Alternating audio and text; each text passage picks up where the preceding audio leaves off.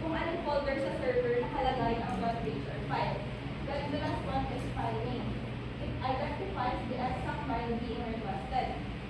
So yung file name ay specific name of the page or file on the server na i-display ng browser.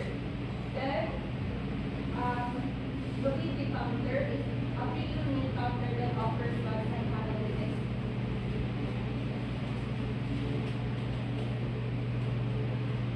So according to the web counter, there are most web browsers ay Chrome, which is 60% shares as of March 2000. The next one is Safari, Internet Explorer, and Edge, Firefox, and Opera.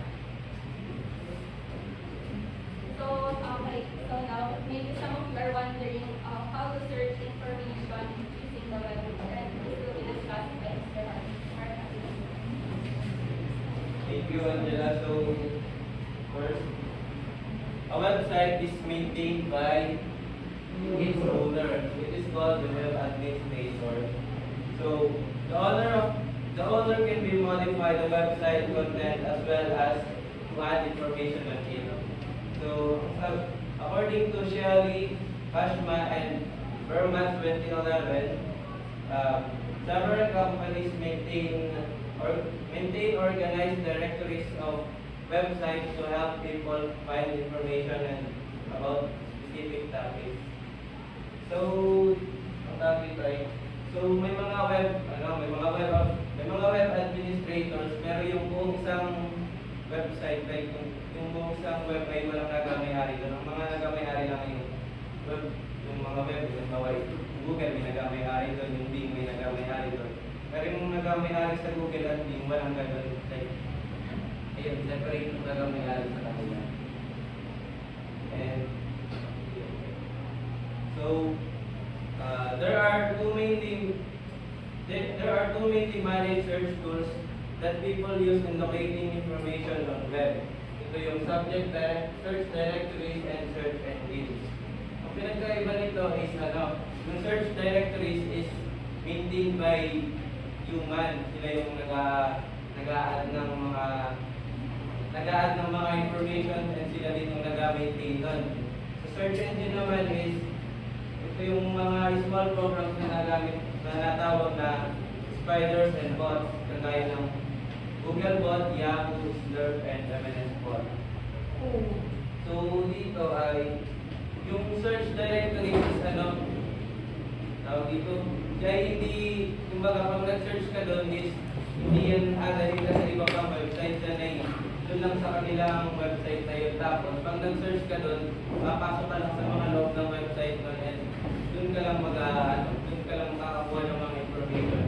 While sa search engine naman is dahil may mga small programs sila na spiders and bots. Yung spiders and bots yung maghahanap ng information sa'yo from different websites. Tapos yung bigay nila sa'yo. So ngayon, ang nagamit na natin is search engine. Tas mas marami na tayo nakukuha ng mga information online. So, ito yung process ng paghanap ng information ng search engine. So, ang first is crawling. These bots discover new or updated content by following links from page to page, reading the code and the content of billions of sites. So, halimbawa, nag-type ka ng car. So, yung mga spiders and yung mga bots na yun, mapasok yung sa pinaka-updated ng mga content din. Yun nga. Hanapin nila doon lahat ng mga tuma na car. So, yun. Basta yun. Wala tuma doon sa keywords na tinaype mo.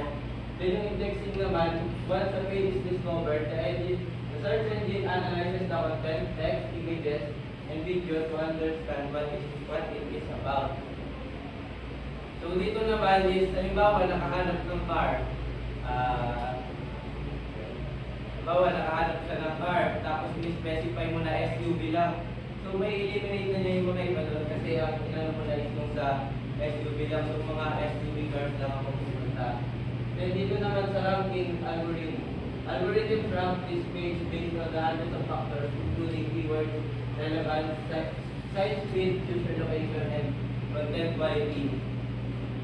So dito naman kung SUV, halimbawa, specify mo pa na ilang seater yun, 7 lang. Eh di ayun na, mas mauunang lumabas yung 7-seater kaysa dun sa mga mas relevant. Kasi nga nirank na nila.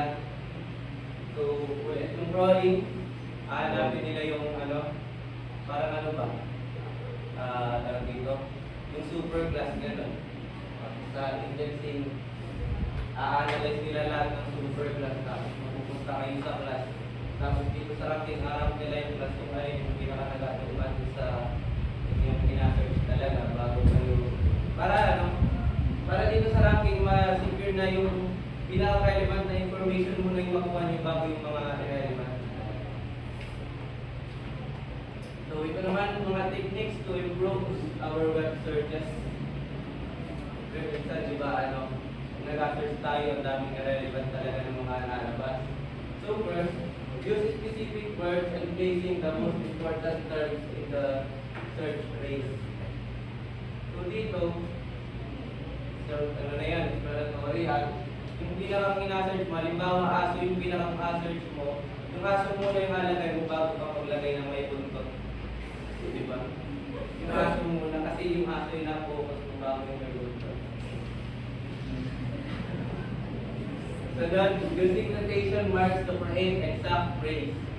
Ibig sabihin. So, ibig sabihin nun ay this will help the search engine find what it is looking for by using the exact sequence of words. So, pag gawin nyo, mas magiging specific pag magamit tayo ng quotation mark sa mga words na search natin. Then, ito naman, listing all possible spelling. So, halimbawa, hindi mo alam spelling ng organization. Or, halimbawa mo nito yung alam mong spelling ng organization. Diba, hindi mo sure. Maglalagay ka ulit ng ano, kung ano yung mga possible station. So, lalagay ka pa, kung hindi na lang malaman mong ano, possible, kung hindi mo alam yung ano.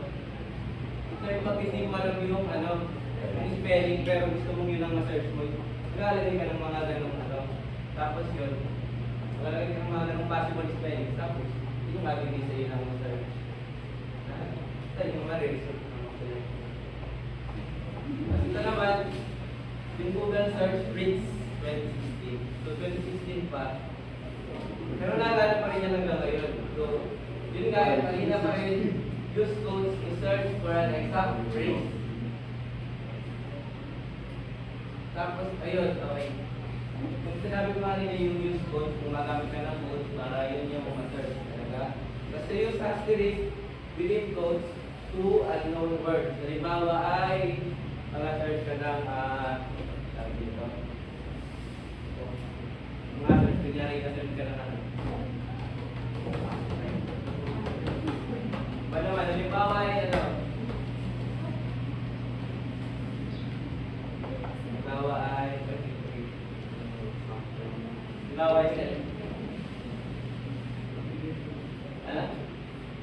Halimbawa, example ng search nyo. Halimbawa iba. Tapos nilagyan nyo ang asterisk. Yung bag na yun, ang yun na, yung magiging result doon, ay hindi dapat ano, hindi dyan na. Halimbawa ay traveling.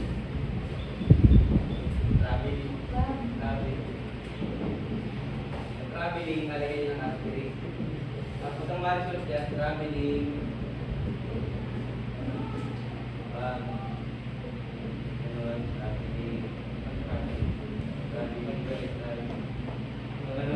parang pag nilagay nyo ng asterisk, magkakaroon ng suggestion yung ano, yung web, yung Google.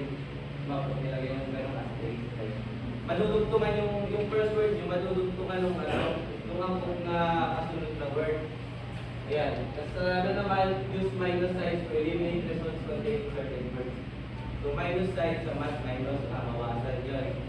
So, diba? So yung ibig sabihin is, yung tinake nyo ng word ay mabawasan, diba? Magkakaroon kayo how to make